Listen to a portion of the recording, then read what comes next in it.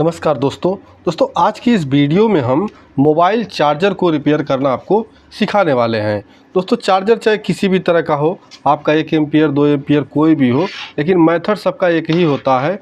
तो आज मेरे पास जो है ये सस्ता वाला चार्जर है 1 एम्पियर का, इसको हम रिपेयर करने वाले हैं। दोस्तों जैसा कि मैंने कहा कि चार्जर कोई भी हो 1 एम्पियर या 2 एम्पियर, तो अगर आप इस चार्जर रिपेयरिंग का वीडियो देख लेते हैं तो आपका कोई भी चार्जर होगा आप उसे फेंकेंगे नहीं और बल्कि उसे रिपेयर आप कर लेंगे। तो वीडियो बहुत ही इंटरेस्टिंग होने वाले, वीडियो लास्ट तक ज़रूर देखिएगा। अगर आप बीच में स्किप कर देते हैं तो आपको कुछ भी समझ में नहीं आएगा। तो आइए सबसे पहले हम क्या करते हैं, इसको हम आपको टेस्ट करके दिखा देते हैं। तो यहाँ पे देखिए मैंने इसको लगाया, लेकिन यहाँ इसका जो एलईडी है वो नहीं जला, यानी ये जो इसका किट है वो डेड हो चुका है। आप बोलेंगे भाई यहाँ सप्लाई नहीं होगी, तो ऐसी बात नहीं है। देखिए मैं दूसरा वाला बल्ब यहाँ बल्ब लगा कर आपको दिखा देता हूँ और इसमें हमारी सप्लाई प्रॉपर तरीके से आ रही है।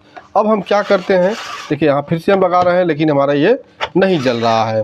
तो अब इसको हम खोलेंगे। देखिए यहाँ सबसे पहले आप इसे देखिए, जो सस्ता वाला चार्जर होता है आप इसे नह से ही इसको खोल सकते हैं। तो अभी हमने चार्जर को खोल लिया है। आपका चार्जर में किट किसी भी तरह का हो सकता है, लेकिन उसको चेक करने का मेथड एक ही होता है। तो आइए हम बताते हैं कि इसमें फॉल्ट कहाँ से आता है।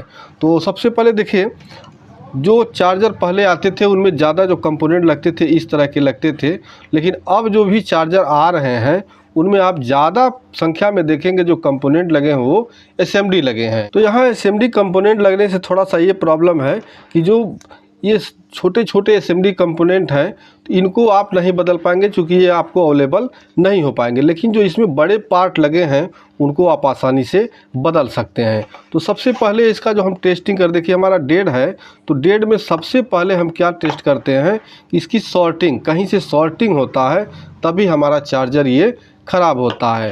तो सॉर्टिंग के वक्त सबसे पहले क्या उड़ता है, आपका जो मेन फ्यूजेबल रेजिस्टेंस लगा होता है सबसे पहले फ्यूज उड़ता है।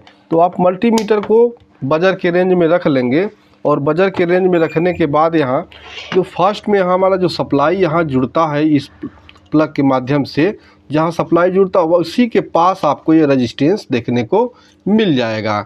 ये रेजिस्टेंस आपको देखने को यहाँ मिल जाएगा। तो इस रेजिस्टेंस को सबसे पहले आप यहाँ चेक करेंगे। तो देखिए यहाँ पे हमारा जो रेजिस्टेंस है वो ओपन हो चुका है, यानी ये रेजिस्टेंस हमारा ख़राब है। अगर रेजिस्टेंस हमारा सही होता तो कुछ वैल्यू इसको देना चाहिए, लेकिन ये कुछ भी वैल्यू नहीं दे रहा है। इसका मतलब हमारा रेजिस्टेंस जो है वो ओपन हो चुका है। सो रेजिस्टेंस हमारा ओपन हो चुका है। उसके बाद हम क्यों ओपन हुआ ये चेक करेंगे। तो इसको चेक करने के लिए इसके बाद यहाँ जुड़ा होता है हमारा एसएमडी डायोड, जो कि ब्रिज रेक्टिफायर का काम करता है, ब्रिज का काम करता है। इस डायोड को सबसे पहले हम यहाँ चेक करेंगे। तो इसकी देखिए इधर प्राइमरी की 2 लेग इधर हैं और सेकेंडरी की 2 लेग इधर हैं। इधर से एसी इन होता है और इधर से डीसी आउट होता है। तो यहाँ पे हम बजर के रेंज में ही मल्टीमीटर को यहाँ चेक करेंगे। तो जो प्राइमरी साइड का होता है जहाँ एसी हम देते हैं, वहाँ पे मल्टीमीटर को आप चाहे पलट के किसी ओर से चेक करिए, यहाँ कोई भी कंटिन्यूटी इसको नहीं देना चाहिए और हमारा ये डायोड भी कंटिन्यूटी नहीं दे रहा है। ठीक है, अब आप सेकेंडरी में आते हैं। तो सेकेंडरी में आपको एक साइड से ये वैल्यू देता है। तो देखिए इधर से वैल्यू दे रहा है। अब हम दूसरी साइड से चेक कर लेते हैं। हो सकता है कैपेसिटर की वजह से ये वैल्यू दे सकता है, लेकिन नहीं, देखिए यहाँ हमको कोई भी वैल्यू नहीं दिया। तो यहाँ पे हमारा जो एसएमडी डायोड है ये सही है। अब इसके बाद जो यहाँ मेन फिल्टर लगा होता है, मेन कैपेसिटर, इस कैपेसिटर को हमें चेक करना है। तो देखिए यहाँ मैं कैपेसिटर को भी यहाँ चेक, चूँकि यहाँ लगा हुआ है हमारा एसएमडी डायोड के पास ही, तो वैसे ही हमारा ये चेक हो गया कि यहाँ पे सॉर्टिंग नहीं है। लेकिन भाई हमारा फ्यूज उड़ा क्यों? अगर हमारा ये डायोड भी नहीं शॉर्ट है, यहाँ भी सॉर्टिंग नहीं बता रहा है, तो ये रेजिस्टेंस मतलब फ्यूज का काम करता है। तो ये फ्यूज ख़राब क्यों हुआ? तो इसका सीधा मतलब देखिए, यहाँ आप ध्यान से जब देखेंगे तो यहाँ जो कैपेसिटर आपको दिख रहे हैं दोनों, ये दोनों कैपेसिटर हल्का हल्का आपको फूला हुआ नज़र आएगा।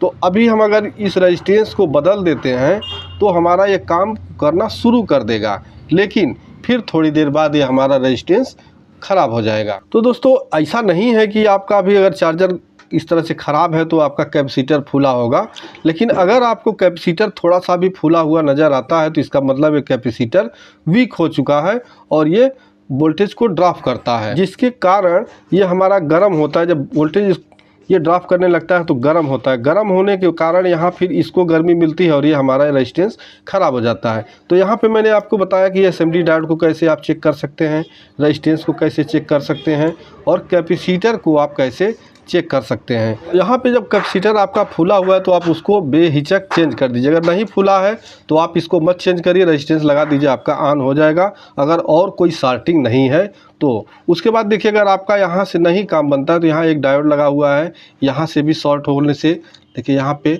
आपका एक डायोड यहाँ पे शॉर्ट होने से भी आपका चार्जर डेड हो सकता है।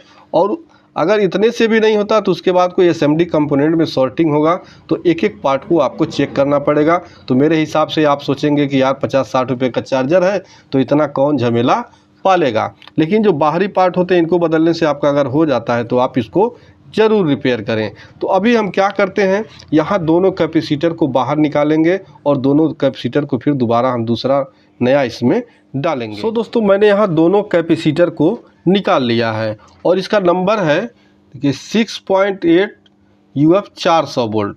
तो ये दोनों कैपेसिटर हमारा ये 400 वोल्ट का है, लेकिन इस पे जो नंबर है वो 4.7 है। लेकिन एक चीज़ मैं बता दूं, चूँकि बाद में आप लोग कमेंट करते हैं कि सर ये लगेगा वो लगेगा, आप जैसे यहाँ 6.8 है, आप इसकी जगह 4.7 या और भी ज़्यादा 10 MFD तक लगा सकते हैं। लेकिन आपको विशेष ध्यान किसका देना है, ये आपको जो 400 वोल्ट है इससे कम नहीं होना चाहिए। आप 400 वोल्ट की जगह 450 वोल्ट का कैपेसिटर है तो उसको लगा भी सकते हैं, लेकिन अगर 400 वोल्ट से कम है, जैसे 250 वोल्ट 300 वोल्ट का अगर इस पर लिखा हुआ है तो उसको आप नहीं लगाएंगे। क्यों? अगर इसको लगाते हैं तो आपका कैपेसिटर गर्म होकर तुरंत फट जाएगा।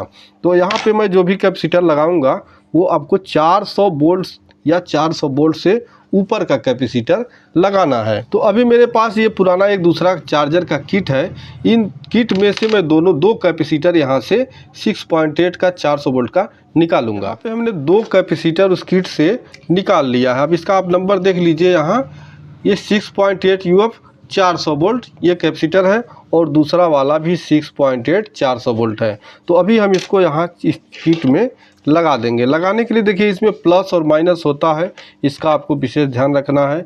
तो जो पीसीबी पे बना हुआ देखिए, इधर आप काले पट्टी आपको नज़र आता होगा, एक काला काला, तो ये हो जाता है माइनस और इधर वाला प्लस। ठीक इसी तरह से इसमें आप देखिए, यहाँ काला पट्टी आपको नज़र आएगा और इधर कुछ नहीं, तो ये माइनस हो जाएगा और ये प्लस हो जाएगा। कैपेसिटर में आप देखेंगे, इधर देखिए यहाँ एक सफ़ेद पट्टी होगी, ये माइनस होता है और ये वाला प्लस होता है। तो आप जब कैपेसिटर लगाएंगे तो जो सफ़ेद पट्टी वाला जगह है, यहाँ जो ब्लैक पट्टी बनी हुई है उस साइड में उसको कर देंगे तो आपका वहाँ माइनस जुड़ जाएगा और इधर आपका प्लस हो जाएगा। इस तरह से आपको दोनों कैपेसिटर को लगा लेना है। तो अभी आप देख सकते हैं कि हम दोनों कैपेसिटर को यहाँ अच्छी तरह से सोल्ड कर दिए हैं और लगा दिए हैं। अब इसके बाद जो हमारा रेजिस्टेंस ख़राब था इसको हम निकाल लेते हैं। रेजिस्टेंस को निकाल लेने के बाद अब आपको दूसरा कोई रेजिस्टेंस जो आपका 100 ओम से कम कोई भी रेजिस्टेंस आप यहाँ पे यूज कर सकते हैं। तो सबसे पहले हम इस रेजिस्टेंस को यहाँ से बाहर कर लेते हैं। यहाँ पे हमारा रेजिस्टेंस देखिए, ये वाला रेजिस्टेंस 1.2 ओम का है, 1.2 ओम का, लेकिन हम इसकी जगह पे देखिए यहाँ पे लगाएंगे 2.2 ओम। मेरे पास जो रेजिस्टेंस है वो 2.2 ओम का है। आप 100 ओम से अंदर कोई भी रेजिस्टेंस हो, हाफ वाट का इस चार्जर में लगता है, तो हाफ वाट का कोई भी रेजिस्टेंस हो आप उसको लगा सकते हैं। तो यहाँ पे मैं दोनों, इसमें कोई प्लस माइनस नहीं होता है, आप चाहे जिधर भी चाहे उधर से लगा सकते हैं, इसमें कोई दिक्कत नहीं है, ये वर्क करेगा। तो यहाँ पे मैं इसको सोल्ड कर देता हूँ। तो दोस्तों यहाँ पे मैंने रेजिस्टेंस को भी लगा दिया है। अब हम इसे सप्लाई देंगे और जब सप्लाई देंगे तो उसको आपको सीरीज में ही सप्लाई देना है। जब भी आप रिपेयर करते हैं तो आप सीरीज में ही सप्लाई देंगे। तो यहाँ पे मैं सप्लाई इसे लगा दे रहा हूँ।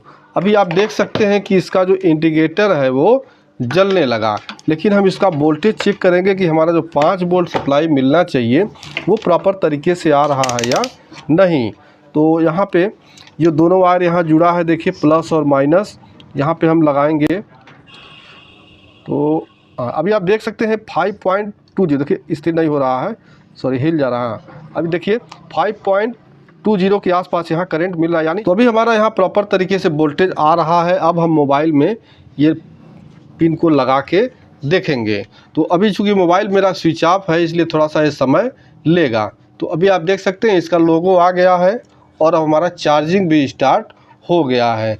तो इस तरह से अगर आपका कोई चार्जर ख़राब है तो आप इस तरह की जो भी फॉल्ट आते हैं इनको बड़ी आसानी से आप रिपेयर कर सकते हैं। बस एक चीज़ का ध्यान रखिएगा, कभी भी आप सप्लाई लगा के यहाँ कोई टच मत करिएगा, नहीं तो आपको करंट लग जाएगा। सो दोस्तों, अगर वीडियो आपको पसंद आया हो तो वीडियो को लाइक ज़रूर कर दीजिएगा। तो मिलते हैं नेक्स्ट वीडियो में, तब तक के लिए नमस्कार।